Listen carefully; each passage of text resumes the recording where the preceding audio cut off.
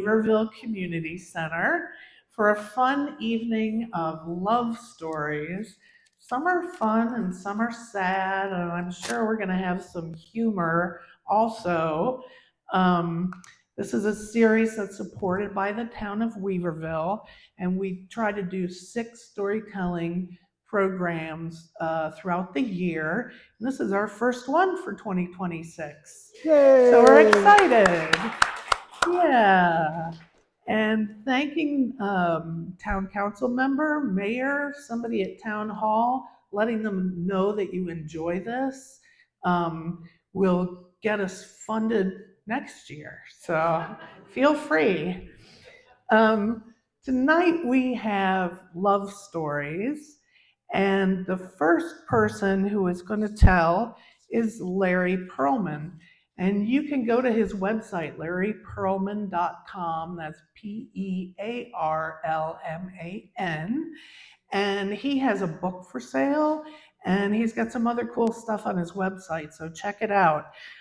He is an author, radio show host, actor, professional salesperson, minister, public speaker, facilitator of Art of Living classes, Peace Corps volunteer, Costa Rica retreat guide, business owner, bass in a church choir, and pet sitter. Take your pick. He has done all of that and more, and he says that stories play an important part in all of those roles. And today, he is here as a storyteller. So welcome, Larry Pearlman. Thanks, Joe. I wrote that out, but I didn't get it to you in time. Oh. And if you're wondering, I'm not doing all that at the same time. It was over the years. In spare time. How many of you have heard or perhaps even been a part of a story about love at first sight? Okay, we've got a few in there, great. But I'm guessing you've never heard a story like the one I'm about to tell you. Maureen knew that she would marry Jan the first time she ever saw him. And he felt the same way about her. So, perfect recipe, right? For a quick romance, a quick engagement, and then a long, happy marriage, right? Well, would you believe that from that first time they saw each other, it was 6 years before she spoke her first words to him? Now, how could that happen when you have such chemistry between two people? Well, let's go back to that very first encounter. Maureen was 23 years old. She was a secretary in a marketing department of a national company in their Boston office. Her boss came out to her in March of 1993. Maureen, I need you to go down to Orlando, Florida, and just help out down there with the annual sales conference that we put on for our customers. Now, she didn't have any big job to do. She was a gopher. I mean, I've been a gopher, maybe you have too. You just do all the little things that people need during a conference. So she went down a day early, and she was sitting by the pool with her boss talking about the conference. Jan was this up-and-coming star in the Chicago office. He was a sales director at the time. He was sitting at the other side of the pool with all the pretty boy salespeople. And when Maureen's glance happened to go in that direction and they fell on Jan,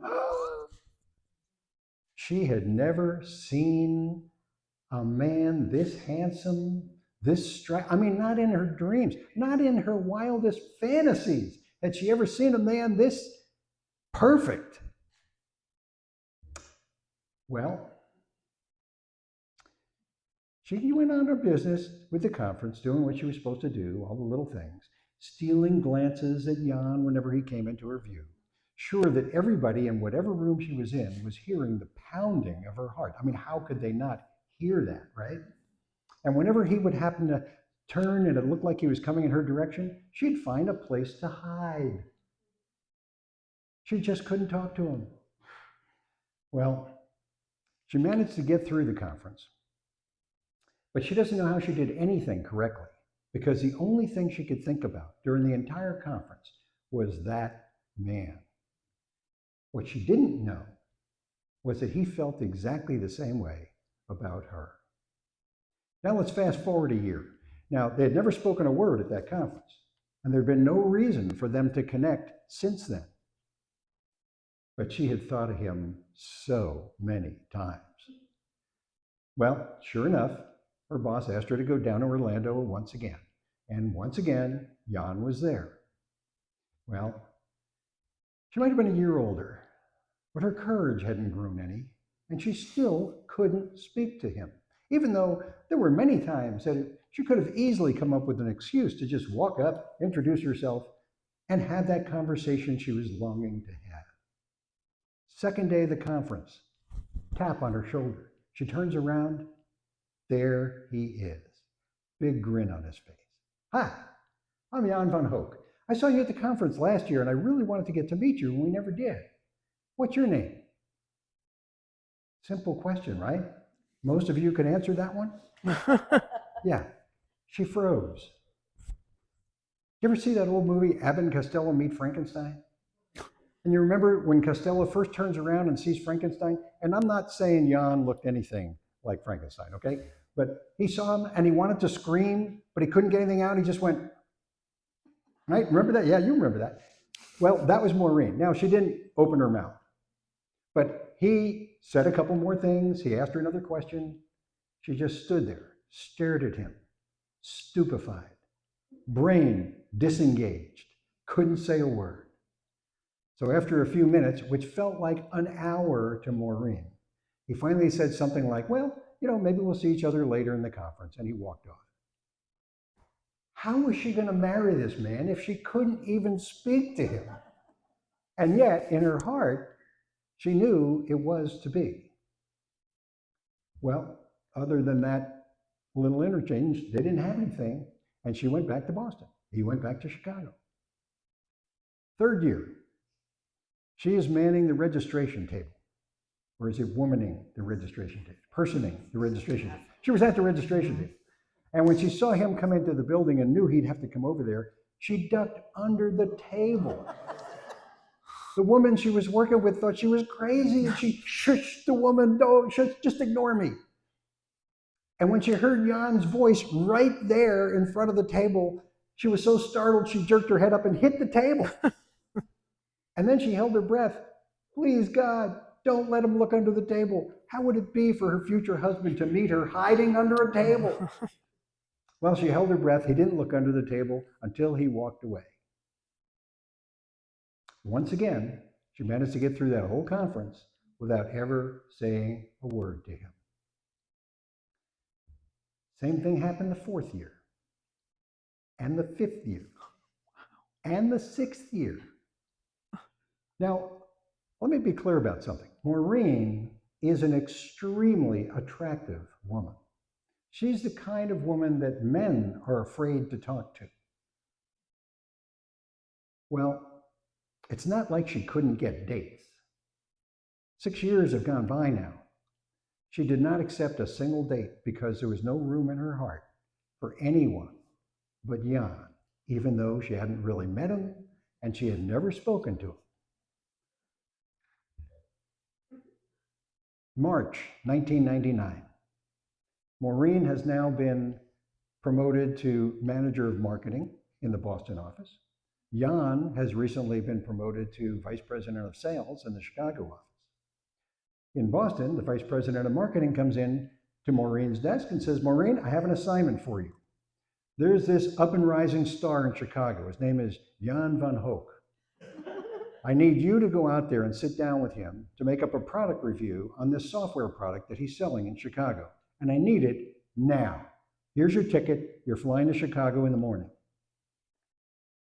Well, when the heart stopped fluttering and she could calm down long enough, she called him, introduced herself, and told him what her situation was. Maureen, I'd love to help you. I really would. But there's no way I can meet with you tomorrow. I've got meetings backed up from 8 o'clock through 5 o'clock. There's no time in there.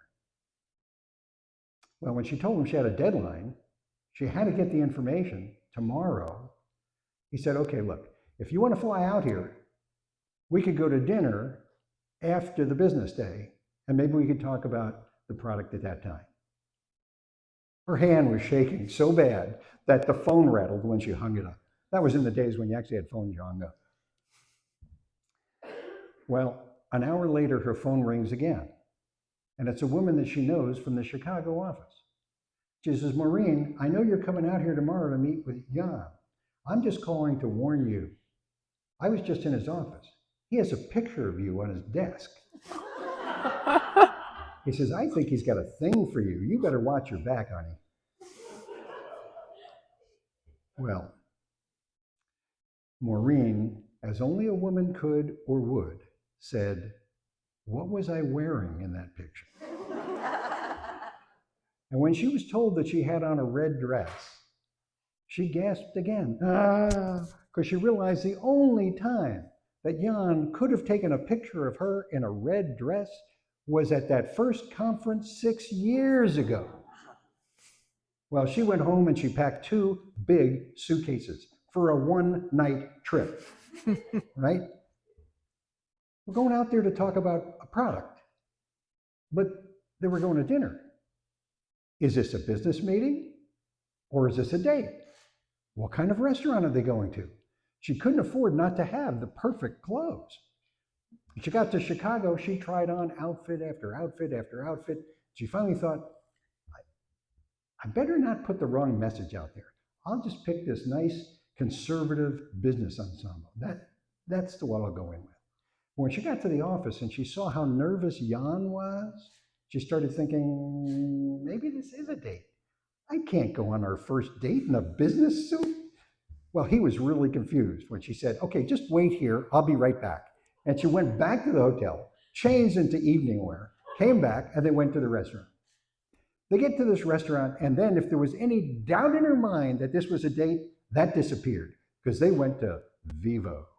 This was a very expensive, very posh, very romantic Chicago restaurant. They sat down at the table, and the first word she spoke at dinner to this man that she was passionately in love with was, if you think you're getting sex tonight, forget it. Well, like you, he laughed, and then he said, thank you for your clarity, Maureen. I appreciate that, but let's make a deal. Why don't you wait for me to ask a question before you answer it? Well, at the end of the dinner, he said, why don't we go back to my place for coffee and we can keep talking about the product? She said, absolutely not. Call me a taxi. So being a gentleman, he called her a taxi. Being a man, when they got there, he said, are you sure? And she said, absolutely, slammed the door, went back to her hotel by herself, and then back on to Boston. 2 weeks later, she had to come back out to sit down with him over a longer extended period to talk about this product. When she got to the airport, she felt this really bad case of the flu coming on. And she told Jan that when she called to say, at O'Hare. When he came to pick her up, he brought a box of NyQuil with a beautiful bow on it, attached to a box with a bottle of Issey Miyake perfume. She took it out, dabbed a little on, thought that's the most beautiful perfume I have ever smelled in my life, and she felt a little better. She never has worn another perfume since that day till this. And she still has the box that first bottle came in. I mean, what can I say? Maureen's a romantic. You have to know her to understand it. Well, before she left to go back to Boston, he said, Maureen, there's something I need to tell you. I have a commitment to a female friend to come out and spend New Year's Eve with me. And even though she's just a friend, I really felt like I needed to let you know that. And not only did she say, don't worry, Jan, that's fine. When she got back to Boston, she sent him a big basket with champagne, 2 champagne glasses, wine and cheese, and a note that said, I hope you and your friend have a wonderful New Year's Eve. Well, she was stunned on December 30th when he called her. And he said, Maureen, I canceled my friend coming out here. I just didn't feel right about it. I didn't want to do anything to jeopardize, even though she was just a friend, jeopardize what I feel is happening between us. And I'd like you to come out for New Year's. Well, she couldn't at that time, but she did go out January 2nd. And together, they brought in that magical year of 2000. Remember Y2K? Y'all remember what you were doing, Y2K? Okay, well, they brought it together. And what did they celebrate with? The champagne, the wine and cheese that she sent out for him to have with his friend from, yeah. And she still has those champagne glasses, by the way. She is a romantic. 3 months later, she turned down an interview with the executive producer of ABC Action News for what would have been her dream job. And instead of that, she accepted his invitation to come out to Chicago and move in with him. After she'd been there for 6 days, she came home all excited and she said, Jan, I had an interview today. I think I'm going to get this job. I'm sure of it. And it's a great job. And he said, great, let's go celebrate. So they went to dinner and she couldn't understand why he was so nervous. She was the one waiting for the job. He was so nervous. And then at dinner, he handed her this box. And she said, oh, Jan, you don't have to give me any presents. It's enough for me just to be here with you. And when he insisted, she said, look, okay, I'll accept it only if it's something we can share. And he said, absolutely. Now, you know what was in that box, and I know what was in that box, but she really had no clue. And just so you don't think she's totally brainless, it was a pretty big box. She thought it was chocolates. Okay, she opened it up, and inside there was another box, right? And inside that, another box. And this box was a small, gorgeous mahogany and oak box. She thought it was so beautiful. She was so taken with how gorgeous this box was, she still didn't get it until she opened it and saw the ring. And she was speechless once again. And she put it down on the table. And he said, well? And she stammered out a few nonsensical syllables. She couldn't put words together. And then she started to notice it was awfully quiet. And she looked around, and everybody in the restaurant was watching her and waiting for her answer. And he said, so? And she started to laugh. And then she started to cry. And then she said, you have to ask. And he did. And when she said yes, the whole restaurant exploded in cheering and applause. And they were married in Newton, Massachusetts on November 7th, 2001, 8 years and 8 months after love at first sight. Thank you. And by the way, they have had a long and happy marriage.